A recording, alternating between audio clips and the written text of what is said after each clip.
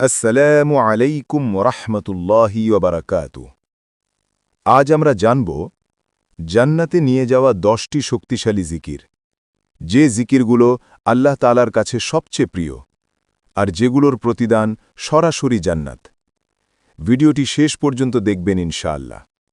হয়তো আজকের একটি জিকিরই আপনার নাজাতের কারণ হয়ে যাবে। 1. সুবহানাল্লাহ। সুবহানাল্লাহ। নবী সাল্লাল্লাহু আলাইহি ওয়াসাল্লাম বলেছেন, যে ব্যক্তি প্রতিদিন 100 বার সুবহানাল্লাহ পাঠ করবে তার জন্য 1000 সওয়াব লেখা হবে এবং 1000 গুনাহ মাফ করে দেওয়া হবে।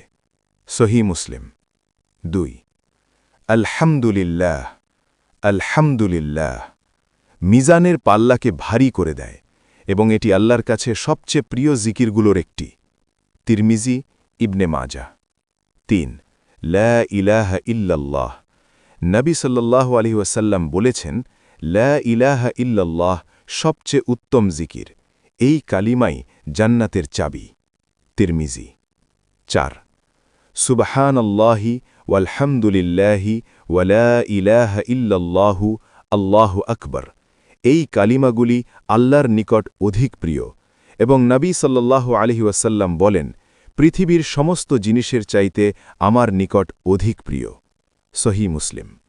5. সুবহানাল্লাহি ওয়া বিহামদিহি। 100 বার। যে ব্যক্তি প্রতিদিন 100 বার পাঠ করবে তার গুনাহ সমুদ্রের ফেনার সমান হলেও আল্লাহ মাফ করে দেবেন। বুখারী, মুসলিম। 6.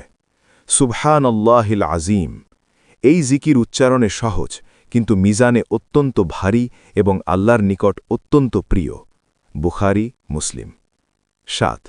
সুবহানাল্লাহিল আজিমি ওয়া বিহামদিহি।